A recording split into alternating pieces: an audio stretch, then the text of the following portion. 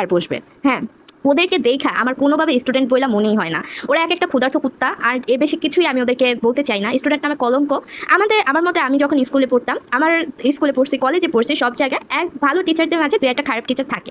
তারা অনেক দিক দিয়ে খারাপ হয়। এত কাল কিন্তু আমরা তাদেরকে চোখের সামনে পড়লে সালাম দিছি, পিছনে গিয়ে দুই একটা কথাবার্তা বলছি, ঠিক আছে, এই পর্যন্ত আমরা নিজে মানায় চলছি। বাট তোরা কি ভাই, মানে যা ইচ্ছা তাই, বাংলাদেশ তোর মামুর বাড়ি, যা মন চাইবে তুই তাই করবি। একজন শিক্ষিকা, উনি একজন নারী, মানে রাস্তায় ওনার যা মন চায় তাই বলবি। একদম কুত্তার মতো খেপ করে উঠছো তো ওনার উপরে, মানে কোনো লজ্জা শরম নাই।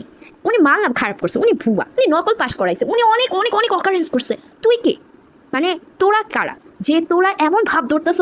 হ্যাঁ, তোরা দুনিয়ার ভিতরে সবচেয়ে ভালো মানুষ, তোরা জীবনও অকারেন্স করতেই পারোস না, তোরা অকারেন্স জীবনে চোখে দাস না। আরে ভাই, জন্মের পর থেকে তোর এই বয়স পর্যন্ত তুই কত পরিমাণ অকারেন্স করছ, এটা তোর ফ্যামিলির, তোর ফ্রেন্ড সার্কেলে জিগেলে পাউন যাবো।